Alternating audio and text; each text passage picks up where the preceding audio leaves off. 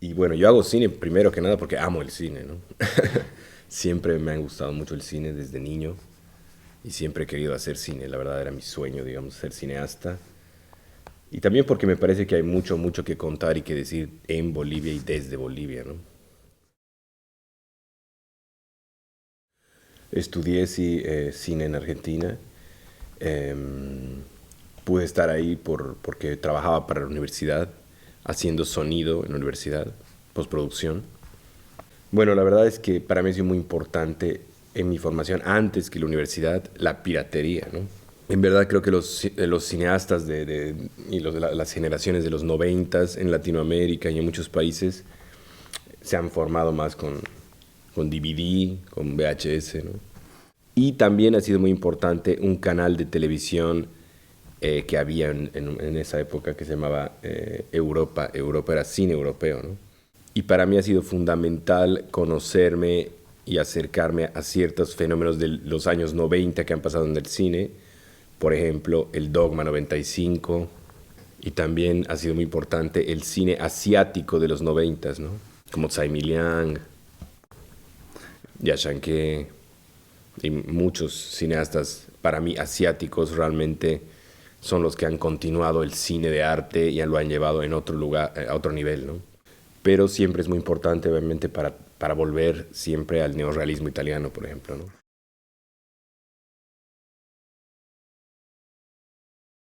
Totalmente, ¿no? Yo realmente estoy inspirado mucho en cineastas que creen en el cine puro, en el cine como un lenguaje aparte de los otros artes. Obviamente, una de mis películas favoritas del mundo es El hombre de la cámara, obviamente. Pero todo esto tiene que ver con una idea que me ha interesado mucho en esta película, de pensar el cine como un documento en la época de la saturación máxima de las imágenes de movimiento, ¿no? Para mí es muy importante porque, bueno, desde la separación que hay en varios textos, por ejemplo, en el texto de Bazin, ¿no? El cine de la realidad contra el cine, creo que era un poco de la más Méliès, ¿no? De alguna forma. Yo creo que digamos, esa diferencia entre esos dos caminos está presente en toda la historia del cine, ¿no? Que el cine me parece que en ese lugar también tiene mucho que ver con la conciencia de una representación de una época, ¿no? Entonces, me parece que esta idea está muy presente, obviamente, en los hermanos Lumière. Sí. Justamente desde la llegada del tren tiene una cosa de registro de un momento de la época.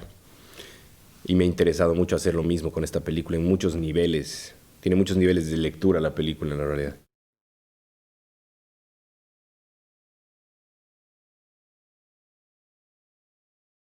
Me ha interesado hacer una película que tenga, para empezar, una estructura abierta, que tenga además me interesa más que el público pueda tener más preguntas que respuestas, ¿no?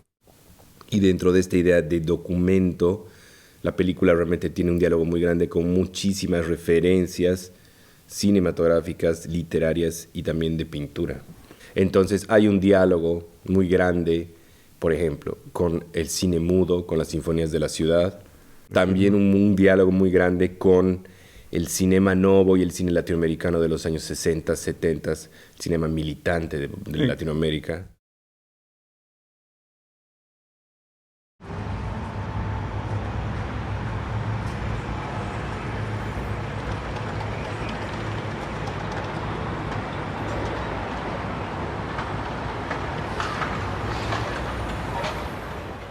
Bueno, totalmente, pero para contarles un poco la relación entre los zooms y el sonido, por un lado yo soy un cineasta muy formalista, yo parto las películas pensando en escenas y sonidos más que en narración y empiezo a hacer una lista de escenas que me interesa poner en una película. Y también sabía que quería que la ciudad sea representada como un personaje en sí mismo. Y ha habido un interés muy grande para mí de trabajar el zoom como un elemento cinematográfico que pueda hablar de un tema para mí que me ha interesado mucho, que es la relación entre el sistema, la multitud y el individuo, ¿no? Me interesaba pasear de la ciudad y poder entrar a la multitud y pensar en ese tema de las multitudes de una manera audiovisualmente y luego entrar a los personajes, ¿no? Bueno, el sonido me interesa mucho, primero que nada, porque yo he trabajado, mi primer trabajo en el cine ha sido postproducción de sonido mucho tiempo. Y obviamente en una sinfonía de la ciudad, una de las cosas más importantes tiene que ser el sonido y la música, ¿no? Y me interesaba que la película sea una experiencia muy sonora también. Entonces yo he hecho toda una, digamos, también búsqueda de sonidos particulares de la ciudad de La Paz.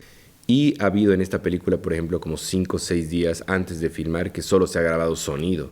Entre 3 personas hemos grabado todo lo que es ambientes y ciertos detalles en 5.1 con 5 micrófonos. Hay un trabajo muy grande de postproducción, de cómo el sonido funciona en el cine, en la sala, que es totalmente diferente a lo tradicional, ¿no? Se han roto muchas reglas de postproducción en esta película de sonido. Una de las reglas normalmente en la postproducción de sonido es que todo el sonido tiene que estar en la película. Y en esta película yo quería que el sonido esté en la sala, no en la película, no en la pantalla, ¿no? Y por otro lado también me interesaba que el sonido, también hay un zoom sonoro todo el tiempo, ¿no? Todo está completamente planeado, muy planeado. Cada plano está dibujado, probado. A mí lo que me interesa mucho es justamente mezclar, hacer un método que tiene que ver con, a través de método documental, crear una ficción.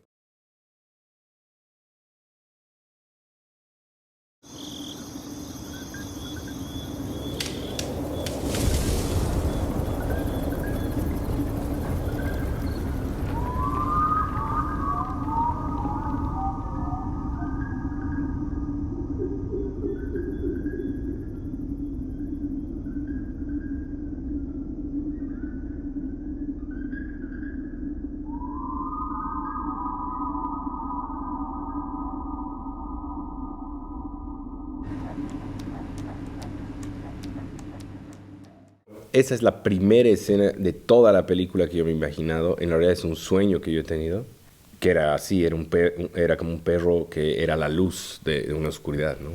Pero muy rápidamente me di cuenta que hay algo muy relacionado entre el perro de la calle y un vagabundo, un ermitaño, ¿no? Hay como ese símbolo. Importante ponerlo a la mitad de la película porque de alguna manera es el momento de un giro entre la realidad y digamos, y lo fantástico, ¿no?